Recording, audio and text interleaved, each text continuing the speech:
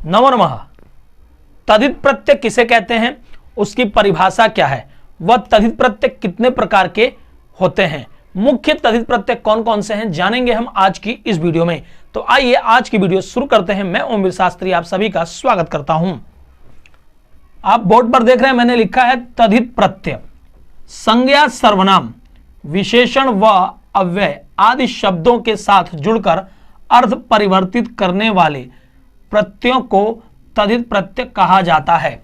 जी हां, शब्दों के साथ जो प्रत्यय जुड़ते हैं, और वो भी कौन से शब्द, संज्ञा शब्द हो, सर्वनाम शब्द हो, विशेषण शब्द हो, अव्यय शब्द हो, तो ऐसे शब्दों के साथ जो प्रत्यय जुड़ते हैं वे तद्धित प्रत्यय कहलाते हैं। और ये तद्धित प्रत्यय इन शब्दों के साथ जोड़ करके उनके अर्थ को परिवर्तित कर देते हैं।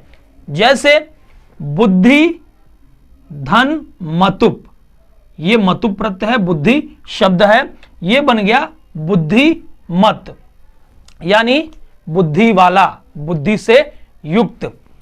धन प्लस इनी प्रत्यय, ये हो गया धनिन, यानी धनी, धन वाला, धन से युक्त।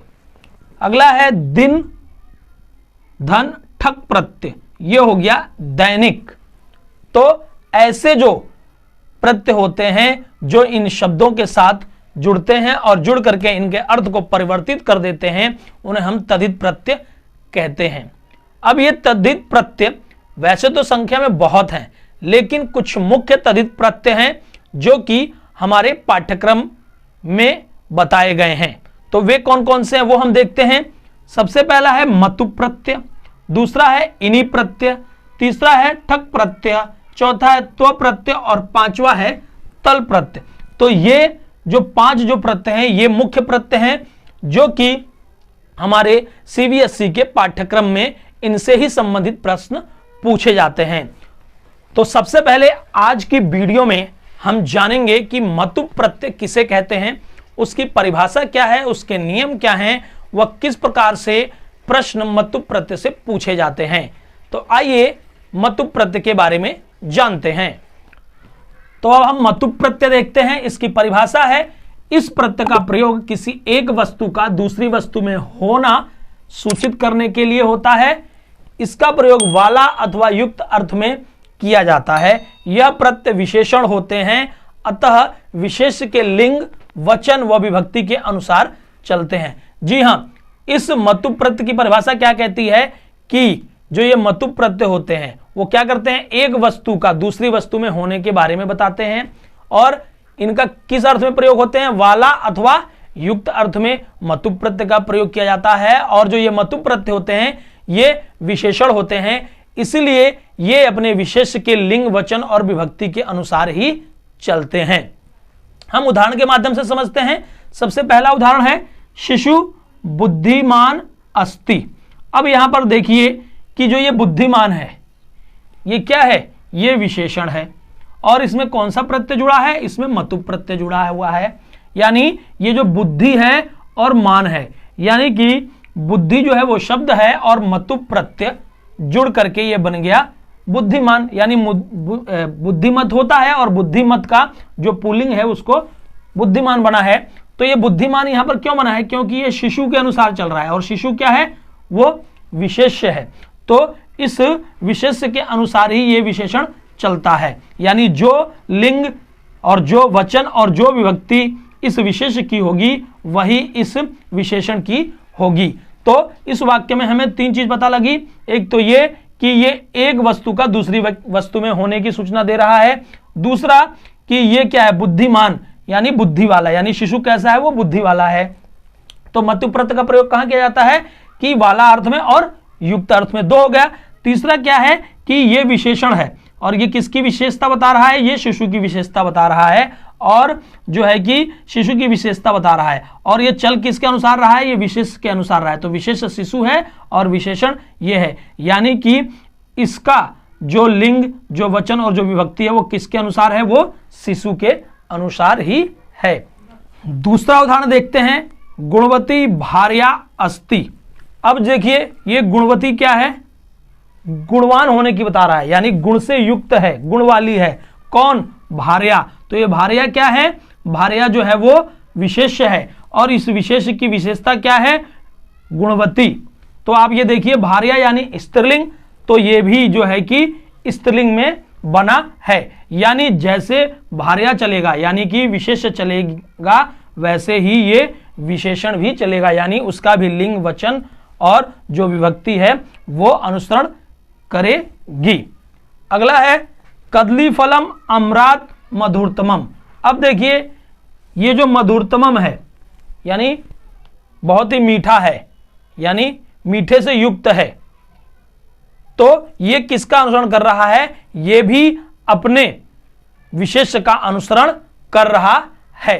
तो इस तरीके से हमने जाना कि मतु प्रत्यय की परिभाषा क्या है, किसे कहते हैं।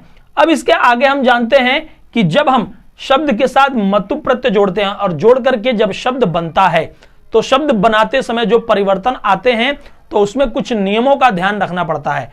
तो वे नियम कौन कौन से हैं उसके बारे में हम आगे जानते हैं। तो मतुप प्रत्यय का सबसे पहला नियम देखते हैं। पहला नियम कहता है मतुप में उप का लोप हो जाता है और मत शेष रहता है, परंतु यदि शब्द का अंतिम वर्ण या उपधा में अ, आ, म या प्रथम 4 वर्णों में से कोई वर्ण हो तो मत का वत हो जाता है। जी हाँ, क्या कह रहे हैं? ये मतुप प्रत्यय है। अब इस मतुप में जब हम शब्द के साथ जोड़ते हैं तो क्या जुड़ता है? मत जुड़ता है, यानी कि ये उ की मात्रा और इस प का लोप हो जाता है, सिर्फ मत बचता है। एक तो ये ध्यान रखना है। दूसरा क्या ध्यान रखना है कि यदि इससे पहले अगर मान लीजिए कोई शब्द आ रहा हो और उस शब्द का अंतिम वर्ण यानी अंतिम अक्षर या एक अक्षर छोड़ करके उसको बोलते हैं उपधा, यानी एक वर्ण छोड़ करके उसको बोलते हैं, जो अक्षर होता है उसको उपधा बोलते हैं। उपधा में यानी अंतिम वर्ण में या उपधा में अ, आ या म हो, और या उसकी जगह क्या हो? उस अंतिम वर्ण में क्या हो? प्रथम 4 वर्णों में से कोई वर्ण हो। प्रथम 4 वर्ण कौन से? यानी जो वर्ग वाले अक्षर होते हैं, क ख ग घ च छ ज झ ञ ट ठ ड ढ ण। तो ये जो 25 वर्ग वाले अक्षर होते हैं, इसमें से अगर शुरू के 4 अक्षर हो कोई अगर उस अंतिम वर्ण में, तो इस मत की जगह क्या हो जाता है? वत हो जाता है, जिसको हम वतुप प्रत्यय भी बोलते हैं। ठीक है, और इस वतुप में से उ हट जाता है, प का शेष प हट जाता है, उ और प हट जाता है, सिर्फ वत शेष रहता है, यानी इस मत का वत हो जाता है। ये पहला नियम। दूसरा नियम है मतुप प्रत्यय का पुल्लिंग में मान या वान, यानी जब मत जुड़ेगा तो मान होगा और वत जुड़ेगा तो वान होगा। पुल्लिंग में मान या वान, स्त्रीलिंग में मति या वती तथा नपुंसक लिंग में मत या वत जुड़ता है। तीसरा नियम कहता है मतुप प्रत्यय के रूप पुल्लिंग में कैसे चलेंगे? भवत की तरह चलेंगे, स्त्रीलिंग में नदी की तरह चलेंगे, तथा अगर नपुंसक लिंग में हम उसका शब्द रूप बनाएंगे तो जगत के समान चलते हैं। चौथा नियम है यह संज्ञा यानी नाउन शब्द में प्रयुक्त होता है। क्या प्रयुक्त होता है? मतुप शब्द, क्योंकि तदित प्रत्यय शब्दों के साथ जुड़ता है। और कौन से शब्द होते हैं? संज्ञा, सर्वनाम, विशेषण, अव्यय, ऐसे शब्द होते हैं। लेकिन जो ये उसका मतुप प्रत्यय है, ये मतुप प्रत्यय कौन से वाले शब्द के साथ जुड़ेगा? जहां संज्ञा शब्द होंगे उन्हीं के साथ इसका प्रयोग होता है। अब इसके बाद मैं आपको दिखाता हूं कि शब्दों के साथ मतुप प्रत्यय का प्रयोग करके कैसे शब्द बनते हैं, यानी कैसे हम इन नियमों का पालन करते हैं। तो अब हम देखते हैं कि शब्द के साथ जब मतुप प्रत्यय जुड़ता है और जुड़ करके जो शब्द बनता है वो कैसे बनता है। तो सबसे पहले आप देख रहे हैं कि सबसे पहला शब्द है बुद्धि और उसके साथ मतुप प्रत्यय जुड़ा और जुड़ करके बना बुद्धिमत। अब इस देखिए कि जब इस बुद्धि के साथ ये मतुप प्रत्यय जुड़ा तो इस मतुप का क्या जुड़ा? मत जुड़ा, यानी ये उ और प जो है वो हट गया, यानी कि जो है ये मतुप है। और इस मतुप का जब हम जोड़ते हैं, देखने में तो ऐसा लगता है, लेकिन जब इसके साथ जोड़ते हैं तो क्या जुड़ता है? मत जुड़ता है। तो ये दोनों बुद्धि और जो है कि मत दोनों जब जुड़ा तो ये बना बुद्धिमत। और जब हम इसका पुल्लिंग में जब बनाएंगे तो ये हो जाएगा बुद्धिमान, स्त्रीलिंग में बुद्धिमती और नपुंसक लिंग में बुद्धिमत। अब देखिए मैंने पहले ही नियम में बताया था कि जब पुल्लिंग में बनेगा तो अंत में मान जुड़ेगा, स्त्रीलिंग में बनेगा तो अंत में मति जुड़ेगा, और जब नपुंसक लिंग में बनेगा तो अंत में मत जुड़ेगा। दूसरा है शक्ति धन मतुप प्रत्यय, ये जुड़ करके बना शक्तिमत, पुल्लिंग में शक्तिमान, स्त्रीलिंग में शक्तिमती, नपुंसक लिंग में शक्तिमत। उसके बाद श्री धन मतुप प्रत्यय, ये बना श्रीमत, पुल्लिंग में श्रीमान, स्त्रीलिंग में श्रीमती और नपुंसकलिंग में श्रीमत। चौथा है अग्नि धन मतुप प्रत्यय, ये बना अग्निमत, पुल्लिंग में अग्निमान, स्त्रीलिंग में अग्निमती, नपुंसकलिंग में अग्निमत। उसके बाद पांचवा है कीर्ति धन मतुप, ये बना कीर्तिमत और पुल्लिंग में कीर्तिमान, स्त्रीलिंग में कीर्तिमती, नपुंसकलिंग में कीर्तिमत।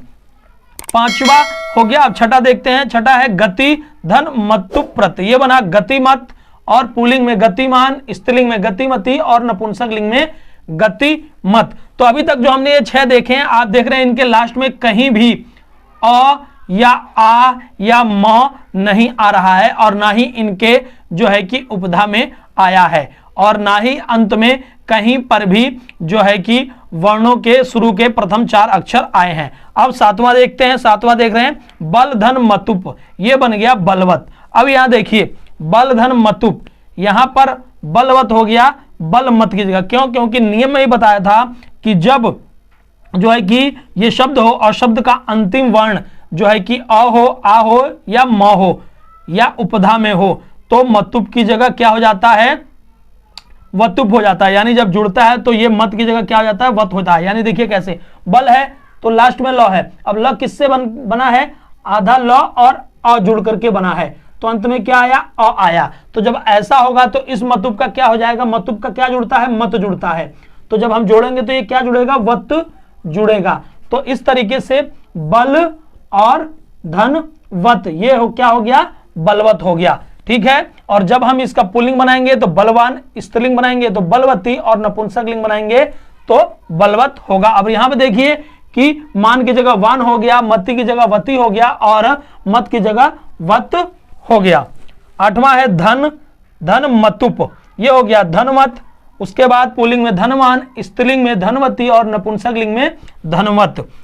उसके बाद है गुण, गुण के साथ मतुप जुड़ा तो ये हो गया गुणवत और पुल्लिंग में गुणवान, स्त्रीलिंग में गुणवती और नपुंसकलिंग में गुणवत। उसके बाद है विद्या। अब यहां पर देखिए विद्या में क्या आया है? लास्ट में आ आया है और नियम क्या कहता है कि अ आ म हो लास्ट में या उपधा में तो मतुप की जगह क्या हो जाता है? वतुप हो जाता है और वतुप का जो है कि क्या जुड़ता है? वत जुड़ता है। तो यहां पर जुड़ करके बना विद्यावत और पुल्लिंग में विद्यावान, स्त्रीलिंग में विद्यावती और नपुंसकलिंग में विद्यावत। तो इस प्रकार से हम जो है नियमों का पालन करते हुए शब्द के साथ जब मतुप प्रत्यय जोड़ते हैं तो शब्दों का निर्माण होता है और पुल्लिंग में ये बनते हैं, स्त्रीलिंग में ये बनते हैं और नपुंसकलिंग में ये वाले शब्द बनते हैं। अब इसके बाद हम देखते हैं कि किस प्रकार से परीक्षाओं में इस मतुप प्रत्यय से प्रश्न पूछे जाते हैं। तो हम देख लेते हैं कैसे प्रश्न आते हैं। सबसे पहला प्रश्न आप देख रहे हैं कि एक सीधा एक वाक्य लिखा हुआ है और उस वाक्य में एक शब्द के नीचे रेखा खींच दिया गया है और उसके नीचे 4 विकल्प दिए हुए हैं। तो एक प्रश्न तो ऐसा आ सकता है कि एक सीधा जो है कि आपको प्रश्न देगा और वो प्रश्न क्या होगा कि एक वाक्य देगा और वाक्य में जो एक शब्द देगा और पूछ देगा कि बताइए इस शब्द में कौन सा शब्द और प्रत्यय जुड़ करके ये शब्द बना है और नीचे विकल्प दे देगा। तो जो भी सही होगा उसको हमें टिक करना होगा। जैसे इसमें गुण प्लस वंता गुणवंता होता है तो गुण शब्द है और मतुप प्रत्यय है तो ये हम टिक कर देंगे। मान लीजिए अगर ये मतुप नहीं होता और ये गुण प्लस वतुप होता तो हम इस पे टिक कर देते, लेकिन अगर दोनों एक साथ है तो इसका मतलब मतुप पर हमें टिक करना है। और ये ध्यान रखिएगा कभी भी मत और वत ये प्रत्यय नहीं होते, ये तो सिर्फ जुड़ते हैं, लेकिन प्रत्यय क्या होते हैं? मतुप और वतुप हम ले सकते हैं। दूसरा इसी का क्या दे देगा? जैसे इसी का मैंने यहां एक लिखा है कि यहां तो पूछ रहा है इसमें कि बताइए इसमें कौन सा प्रत्यय है और कौन सा शब्द है। अब यहां क्या कर देगा कि ऐसे ही एक देगा और उसमें क्या करेगा कि शब्द दिया होगा और प्रत्यय दिया होगा और कहेगा इनको जोड़ करके बताइए कि यहां पर कौन सा शब्द बनेगा। तो अब यहां पर जोड़ेंगे तो क्या होगा? आ, यू और आधा श को ये और मतुप का मत होता है मूल शब्द, लेकिन ये पुल्लिंग में है तो पुल्लिंग में क्या हो जाता है? मां और न। तो ये हो गया आयुष्मान। तो इस तरीके से आपको लिखना होगा, यहां पर जोड़ करके हो सकता है विकल्प भी दिया हो जैसे इसमें दिया है। एक प्रश्न ऐसा आ सकता है कि सीधा सीधा आपसे पूछ दे कि भाई ये शब्द है और ये प्रत्यय है, इन दोनों को जोड़ करके पुल्लिंग में बना दीजिए। ठीक है, तो ये पुल्लिंग में क्या बनेगा? शक्ति धन मतुप, ये बन गया शक्तिमान। ठीक है, हमें ये नियम ध्यान से पढ़ने होंगे तभी हमें पता चलेगा। उसके बाद एक सीधा ऐसे शब्द दे देगा और कहेगा कि भाई दोनों को आप अलग करके लिखिए कि किस शब्द से और किस प्रत्यय से ये बना है। तो रूप शब्द हो गया, और वत है तो वत किसका होता है, मत का वत होता है, और मत क्या होता है, मतु प्रत्यय होता है। तो इस तरीके से प्रश्न जो है हमारे परीक्षाओं में पूछे जाते हैं। मुझे उम्मीद है कि अब आप लोग जो है कि मतु प्रत्यय के बारे में और तद्धित प्रत्यय के बारे में जान गए होंगे, और जो मतु प्रत्यय के क्या क्या नियम हैं, किन नियमों का प्रयोग करके हम शब्द बनाते हैं, उनके बारे में भी आप जान जाएंगे। और जो भी प्रश्न मतु प्रत्यय से परीक्षाओं में पूछे जाएंगे आप उनको अच्छे से कर पाएंगे। तो मिलते हैं हमारी अगली वीडियो में, तब तक के लिए आप सभी को मेरा नमस्कार।